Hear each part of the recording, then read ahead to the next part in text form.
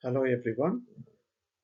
In this lecture, we are going to read through the poem called Caste, written by Marathi writer Waman Nimbalkar. And to speak about the poet and the writer, Waman Nimbalkar is a Dalit writer and who has produced all his literary works in Marathi, in his regional language in the Indian state of Maharashtra, and it has been translated into English by translators. And he also served as an editor in Asmita Das and Lokayatan. And his emotional versions of rebellious sentiments were reflected in his poems. That is something unique in his poetry, and it is full of emotions. He writes full of emotions, especially the pain underwent by experienced by the underprivileged people, the so-called Dalit people in Maharashtra, and which is more effective than the intensity of thoughts that he conveys through his writings. And his first poetry collection called Gavskuska Babri Kavita, which was published in 1973 and subsequently 1979 as well. And he writes poetry with a deep social awareness, like a poet, any art for life's sake. His poetry is a matured and a rich man's invention. The language that he uses is completely simple language, but deep idea it conveys. And of course, his language is complete. The tone of his writing is completely a rebellious tone and the restlessness of the people, the class of people in India. And his his writing has the ability to overcome adversity. And the famous poem written by Waman Nimbalkar, which is Mother, it's a popular and anthologized in modern Marathi Dalit literature. And let's move on to the poem. We'll go line by line.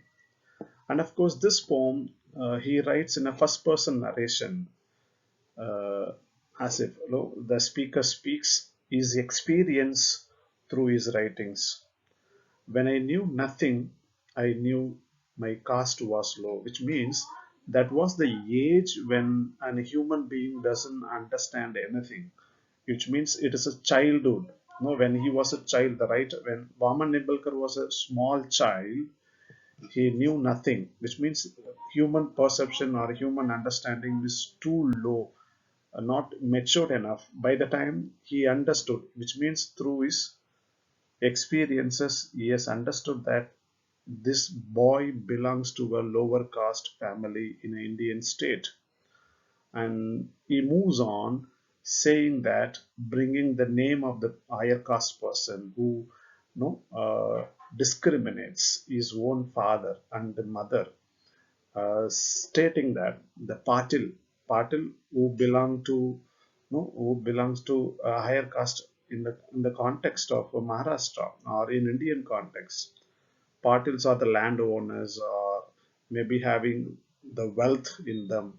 No, he says that the Patil had kicked my father, which means look at that word kicked, which means usually abusing, at the same time manhandling. Nobody has a right to kick somebody unless otherwise, even human rights doesn't allow that.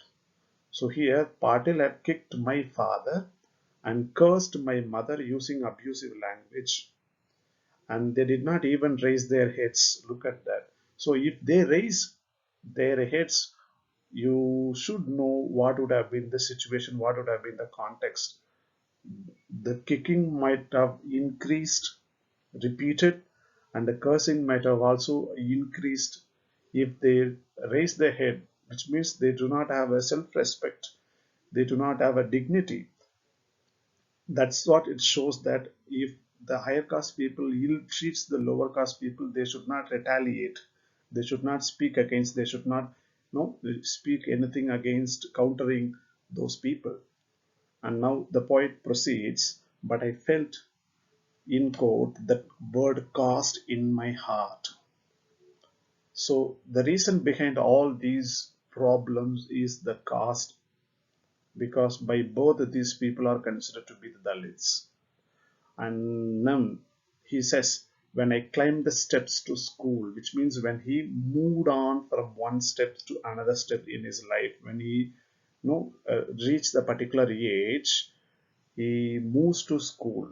When there was a time for the child to go to school, then to the boy, no, he says, I knew my caste was low there, the way he was discriminated in the school as well. I used to sit outside the others inside the classroom. So the boy, being a Dalit boy, he was asked to sit outside the school, like what B.R. Ambedkar had underwent, no, had undergone similar experiences when he was, no, when he went to school. The same thing happened. The teacher did not allow the people, did not allow him to sit inside the classroom, and he used to sit outside with the sack underneath, so that it's untouchable. No, look at that. I used to sit outside, the others inside, which means all the other people were asked to sit inside, allowed to sit inside the classroom. But this boy, being a Dalit child, was not allowed to sit inside the classroom. And then my skin would suddenly shiver with a little, throng. He says that that's a kind of a feeling that when all the boys, all the children are allowed to sit inside the classroom, when only one particular child who is allowed to sit outside the classroom, what would be the emotion of the boy, and what would be the reaction? That emotion is considered to the bodily gestures. And then my eyes could not hold back the tears when he turned back, or when this kind of a emotion the writer goes through. He says that he could not hold back the tears, which means it's a natural tendency that the boy cries. The emotions, tears is the one which, is a result of emotions. And our lips must smile when they curse. Look at that. When the dominant class, when the dominant class people curse the lower caste people, they have to smile. Look at the condition. It has been a narrative, it has been set where they cannot speak against them, they cannot retaliate. Even if they kick them, these Dalit people cannot kick them back. Or it is they have to undergo everything silently. And there is a question raised by the poet Waman Nimbalkar. I don't understand anything. What is the reason behind all this? And I heard this, I learned that I became a man like a man, which means a man who respects everyone, no human qualities, a man who loves everyone. Even now, I don't know how is caste. Look at the definition of caste, and where is it? It is all about something abstract, something abstract. It isn't seen, so does it live inside the body? So the writer is unable to find where is it, show me, right? Because it is abstract, it is not tangible, right? And it is intangible. It's a practice. It's only a practice for some people to exploit others, and all the questions float like a smoke, goes without any answer. There is nothing. And when the smoke comes out, as you try to figure out what is there as you go, and finally it disappears. And the wick of thought is sputtering, right? The idea is sputtering. And when I knew nothing, then I knew my caste was low.